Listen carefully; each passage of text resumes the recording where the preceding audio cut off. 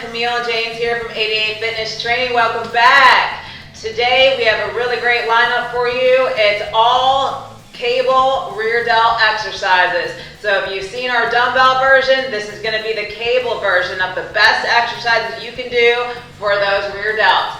So stay tuned, check it out. Alright, so before we get into the actual exercises, let's just talk a little bit about the rear delts. So for starters, you have three heads of the delts. I'll just show you on James. We got front, side, rear. It also goes by posterior. And so just to talk through some of the functions of the rear delts, they're responsible for extension, horizontal extension, and external rotation of the shoulder joint. So just think about picking up a box, putting it up on the shelf. You are using those rear delts. And if you're a bodybuilder like James and I, it's really important to make sure you're not neglecting this rear delt. And so sometimes people ask, like, well, how is that possible to actually neglect the rear delt? Well, sometimes, out of sight, out of mind. You're focusing on this part that you can see. People want that big, meaty, capped looking delt. They're always looking in the mirror, so they're seeing the front delt. But in addition to that, it could just be a result of the training. A lot of times we're focused on pushing exercises when training shoulders and not pulling. And so that's why the rear delt is a little neglected. And it also could be you're either performing the movement or exercises wrong, unfortunately. So those are just some common reasons why it might be neglected. But if you're looking for that nice balanced physique, then you definitely want to make sure you're putting emphasis into training rear delts. Alright, so today I'm going to take you through 5 excellent cable exercises for that rear delt, and I'll toss in some variations for each one as well. So we are going to start off with the one that I actually think is the absolute best. It's going to be a standing cable rear delt fly.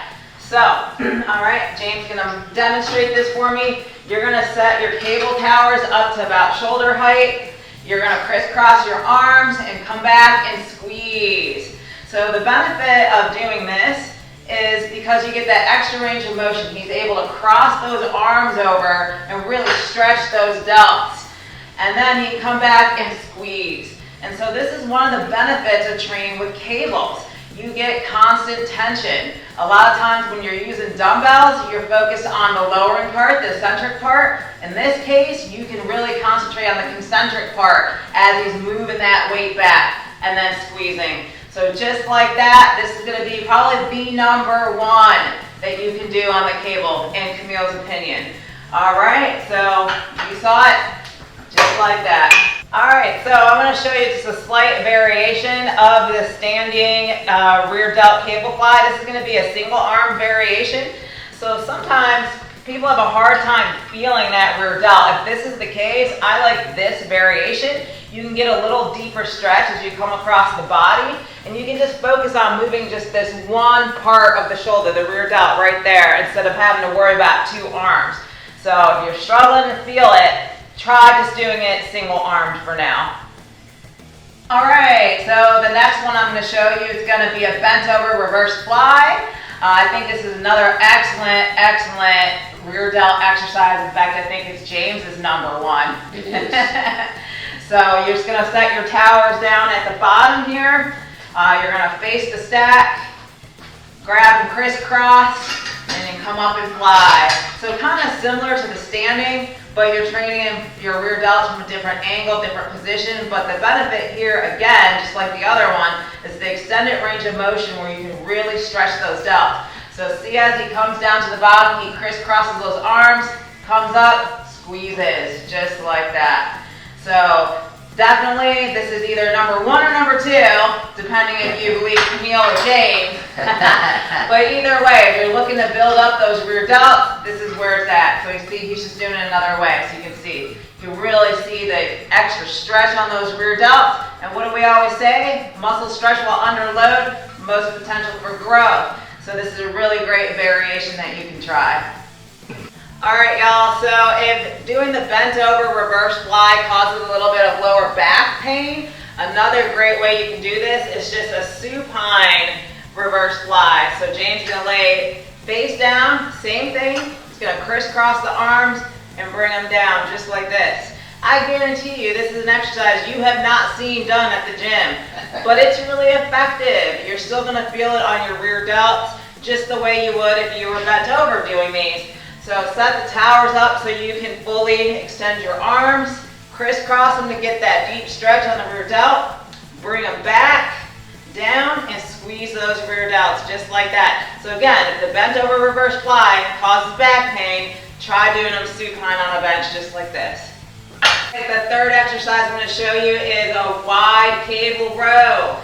Now you think the cable row, you're thinking back. You're like, what's this doing in the rear delt workout, right? But when you have this wide grip like this, either neutral or overhand, you're getting a whole lot of rear delt back here. So just like that. The key here is you're going to want to row to your chest. So see how James is in line with the chest, not down there by the belly button? So in doing that, you're going to get a whole lot more rear delt. I mean, you're going to get some upper traps, some rhomboids, some other things as well because it is a row. But again, it really targets the rear delt and it has a completely different feel than doing wide cable rows lower to your belly button. And sure, in fact, if you're not sure, try both ways and then let us know what you think.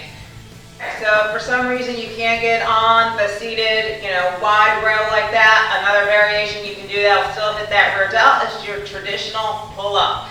So if you watched my pull-up video the other day, having that overhand grip, especially if you're wide, you're going to hit a whole lot of rear delt up there. So you see James come up, you see that rear delt firing, and back down. That's good, James. You don't have to do a ton of them.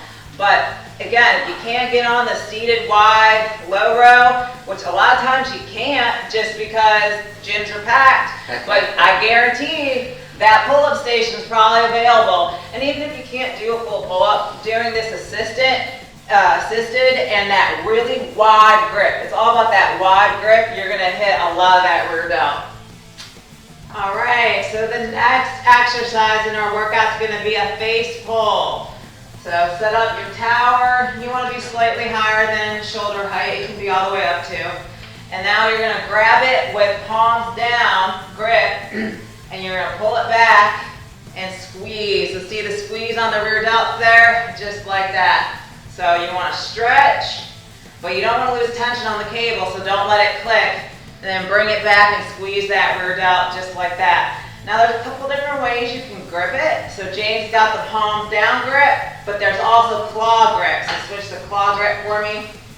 All right, just like that. Now Camille's opinion again, I feel that face or palms down grip is a little more focused on the rear delt than claw grip.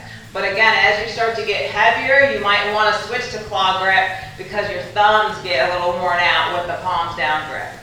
All right, another thing you can do here is you can add a little bit of external rotation to it. So you come back and then rotate those shoulders back. Now you remember that's one of the functions of the shoulders.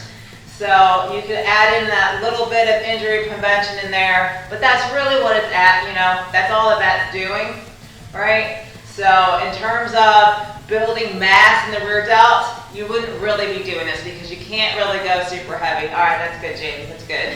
All right, because it's 88 and we always give you those bonus moves that you love, I'm going to show you one more face pull variation. This is a chest supported one. So a lot of times when you're moving heavy weight, it is hard to counter with your foot.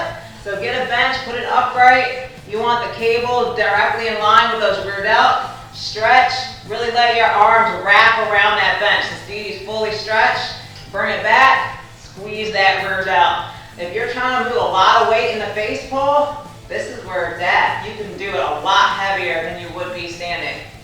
All right, so the last one I'm going to show you is a cable external rotation. Again, you think of this, you think injury prevention, right? Warming up those rotator cuffs and the like. But it's actually for rear delt. It's really great. It works them really good. So set up your cables. Go ahead, James. He's just going to grab the balls there. Keep your elbows at your side. That's the key. And come back and squeeze. So just like that. We didn't come up with this, by the way. This is Ryan Humiston that we got this from.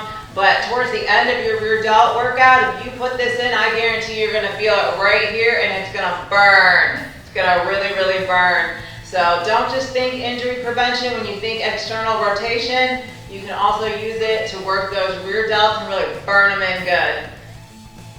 Alright y'all, I hope you've enjoyed this cable video for rear delts. Just as a recap, I took you through 5 great different exercises that you can utilize using cable machine for that rear delt. And inside of those 5 variations, I gave you a whole lot of bonus exercises that you can do depending on your situation and what's available to you. But just as a recap, the rear delts are the most neglected exercise. So you want to make sure that you work them. In fact, if this is an area that you're lacking, I recommend training them first when you go out and do your shoulder day. You want to make sure that they're not fatigued. You have the most potential for mind-muscle connection. You're not all worn out. So definitely train them first if this is an area that you're lacking in. But alright, I hope you enjoyed this video. For more like it, definitely check out our shoulder playlist. And as always, like and subscribe to me on James, 88 Fitness Training.